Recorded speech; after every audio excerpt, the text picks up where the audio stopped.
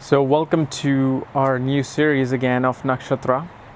Today we are going to be discussing the constellation of Punarvasu. Now if you're new to this video, you must be thinking, what the hell am I talking about? Well, I'm here to teach you as to why two signs think differently, why two Aries think differently, why two Taurus people might think differently, So this is what this is, because let me even show you in a diagram.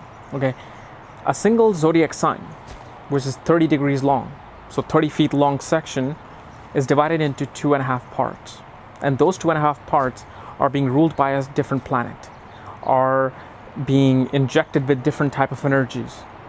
So this is why two people in the same sign, or 3 people, 4 people in the same sign think differently. And even those 2.5 sections are then divided into 4 sections each. So you see how microscopically you can see who is thinking what and how. So what we're doing today is we're doing people who are born between the degrees of 20.1 Gemini to 3.20 Cancer. And this nakshatra in Vedic astrology really means is when you were born, at the time you were born, and whatever degree moon was in whichever zodiac sign, that becomes your true self.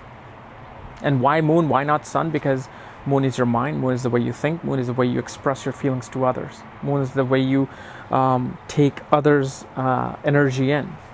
So this is why it's important we give importance to the moon. And so when moon comes in these degrees between 20.1 Gemini to 3.20 Cancer, is known as the constellation of Punarvasu.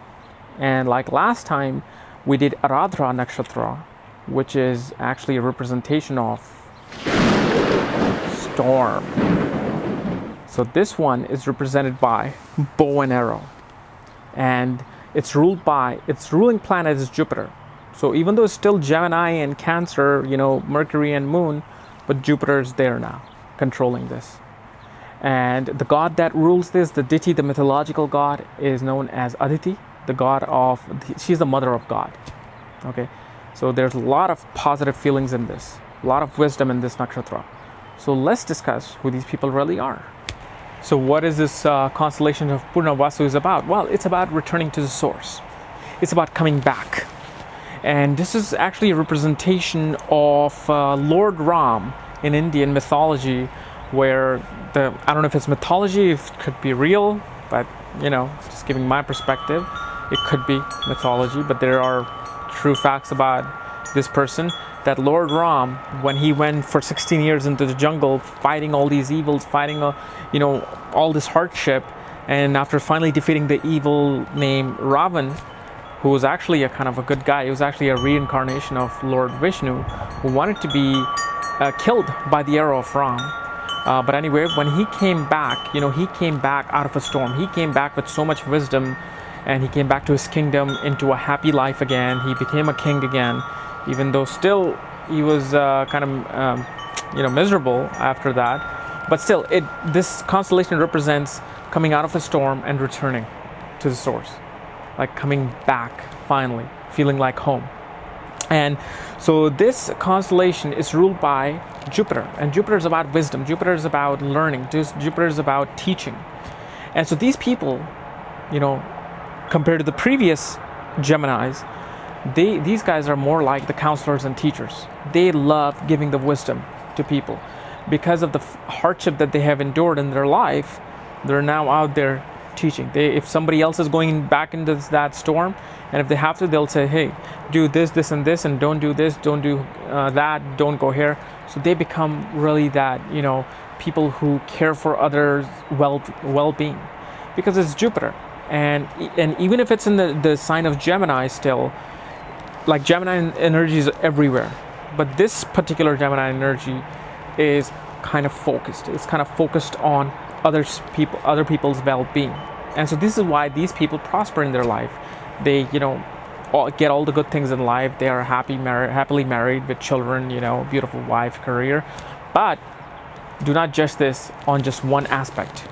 Don't judge your horoscope or your life into this one aspect, because most people say, I'm not like this. Well, because of the fact you're not looking at other things. Maybe some other planet is sitting with moon here.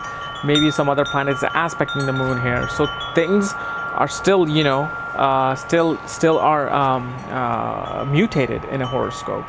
But what I'm giving you is just a small piece of that big puzzle, just a small little piece by itself.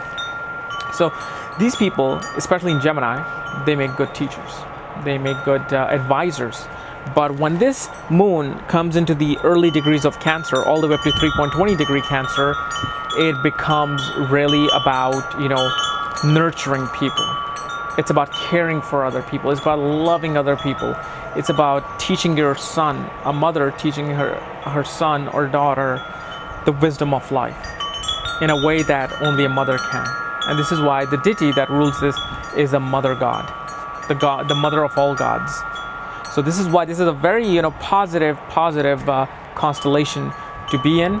But if a negative planet's in here, it's going to do its own thing, because remember, it's not just the moon. Every planet is in some constellation, and we'll get to that later on. But right now I'm just discussing the moon itself. And so mine becomes very kind of like a happy-go-lucky type of mindset here. Okay, so guys, this was my analysis on the nakshatra of Punarvasu. And if you're new here, hey, subscribe above, because hey, you just found out why you and your cousin or best friend think differently, even though they're the same zodiac sign. So this way you can hopefully respect astrology just a little tad bit more, even though you need more persuasion, which I will try my best to do. But if you want to know more about these nitty-gritty of astrology and what it's really is about, check out my link below. Check out my book there, Astrology at the Speed of Light, that will really show you what astrology really is. And otherwise, I will see you tomorrow. Bye-bye.